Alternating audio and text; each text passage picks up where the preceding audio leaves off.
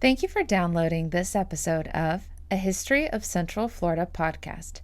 This is the podcast where we explore Central Florida's history through the artifacts found in local area museums and historical societies. This series is brought to you by Riches, the regional initiative to collect the history, experiences, and stories of Central Florida, and the Orange County Regional History Center. I am Bethany Dickens, and I will be your host for this episode titled Company Scrip. Forms of currency and credit go back thousands of years. Ancient people around the world used objects such as shells and eventually coins, and then later paper money, to represent the value of gold, silver, and other precious metals.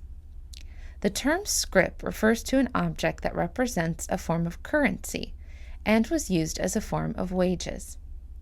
In the 19th century, as the United States became more industrialized, many factories and industries took to the practice of issuing what was known as company scrip instead of paying workers in U.S. currency. The scrip featured in this podcast was used by the Edge Lumber Company and the Diston Land Company in the late 19th and early 20th century. Dr. Mark Long of the University of Central Florida further explains how company scrip worked. Yes, company scrip is used in place of specie, in place of cash money to pay employees, and it's typically associated with businesses that are in remote locations because it's sort of far removed from the sort of typical market economies in towns, and so extractive industries in particular, lumber, sometimes coal, that are located in places where the only thing in the location is that particular industry. In Florida, turpentine and lumber would be probably the two most common uses of script. And it's used ostensibly as a way to pay your workers with sort of internal credit so that they can buy things from your local store. That is the sort of justification for script versus cash. The downside, of course, is that the folks who run the store are the same people who are paying the workers, and so there's a sort of hidden tax. The price on the goods in the store are often marked up at usury levels, so that the workers are sort of at a net loss, being paid script versus being paid cash. Company scrip was connected to the growth of company towns. Company towns emerged to house a community of workers or cater to a single industry within a community. Elliott Edge invested heavily in Groveland from 1899 until the 1930s, and was an integral member of the community who can be accredited partially for much of Groveland's growth in the early 20th century. The scrip from Groveland that was given to employees of the Turpentine Still or Edge Lumber Company was named for the Edge Mercantile Company that owned the general store and the commissary. These money vouchers were redeemable for goods at either location. Depending on the bill's worth, the bill was coded by colors. For example, the bills worth 50 cents were printed on white paper, while the $1 bills exhibited were printed on a vibrant orange. Ornamentation around the edges of the bills creates the boundaries of the currency, as the bills dictate where they are acceptable forms of currency. The money from Groveland also contains coins that represent 5-cent, 25-cent, and $1 currencies. These bills and coins were what were used to pay laborers of the Turpentine Still and sawmill located in Groveland. The Diston money, from Diston City, is similar to the Edge money. The bills in this podcast have an intricate border around the outside edge of the bills, while the bills themselves are worth $15 and are numbered. The Edge Mercantile Commissary, or company store, was the largest merchant operating in Sumter and Lake counties. The lumber mill employees were paid each Saturday with Edge money, or punch-out checks, with which they could buy items at the company store or commissary. In Groveland, Edge money was accepted by all local stores and was often found in the church collection plates on Sunday. These company towns grew as Central Florida grew, and soon replaced small farming as an alternative economic opportunity in a rapidly industrializing country. During the late 19th and early 20th century, the country was facing the migration of people from the countryside to the small towns and cities, And company Scrip emerged as one way to address the growing concerns employers had with this mobility. Dr. Long helps explain how the advent of company Scrip restricted the movement of workers during this time. Well, a number of things. One is it's not savable to spend somewhere else, so there is no incentive to save. Once you leave the company, if you leave the location, your script is no good anywhere else. And so so one is that you can't save, and two is that it makes it difficult to leave. And so one of the things when script was common, right? There were efforts by employers to try and sort of undo what had been done in the course of the Civil War, and that is to sort of fix a labor force into certain locations and certain employers, right? So not necessarily recreating slavery per se, but trying to fix the labor force in such a way that mobility and flexibility for workers becomes more difficult. And there are a number of ways to do that.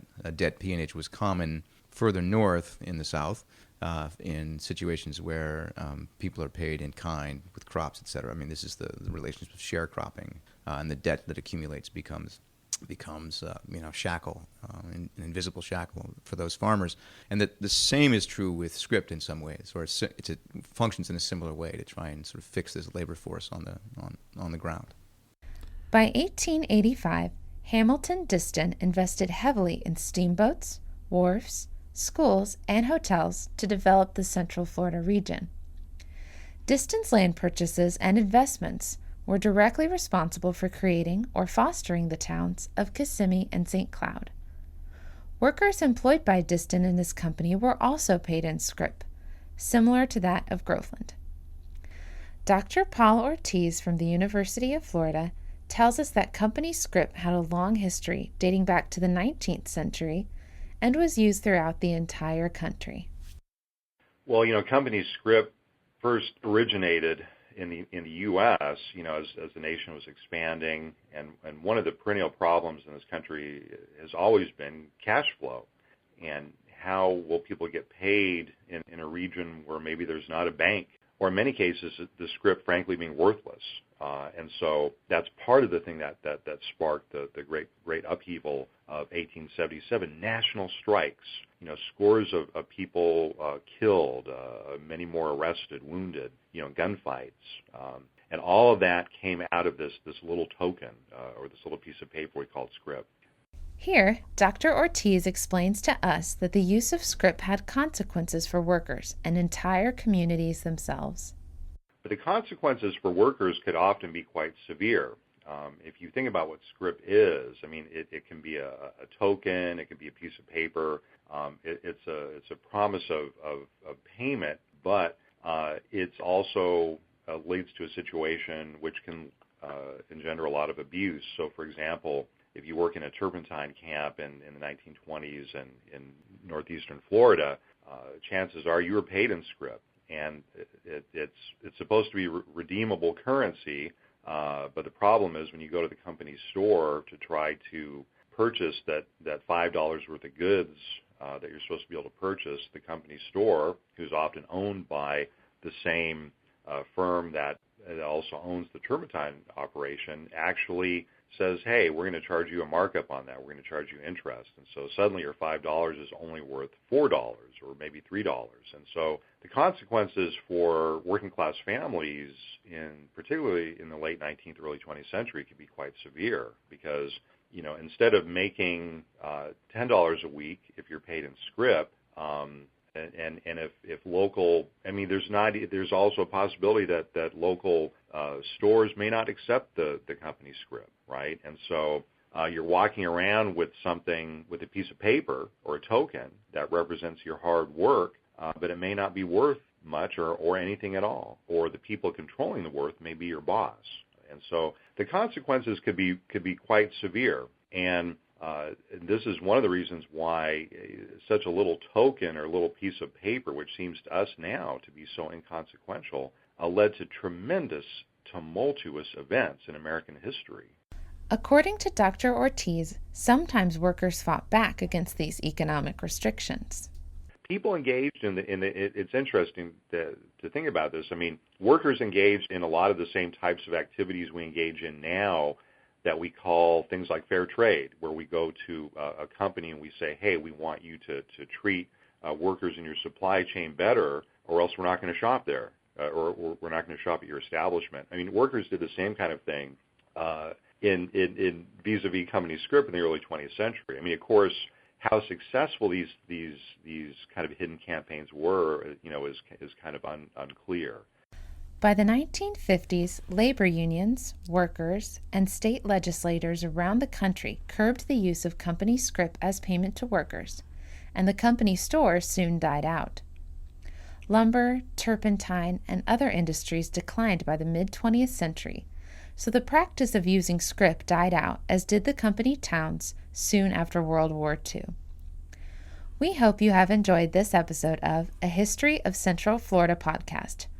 For more information about the company scrip from Hamilton Distance Township, visit the Osceola County Welcome Center and History Museum at 750 North Bass Road, Kissimmee, Florida 34746. And to see the company scrip from Elliott Edge, visit the Groveland Historical Museum, 243 South Lake Avenue, Groveland, Florida. Make sure to join us for our next episode titled Fishing Boats.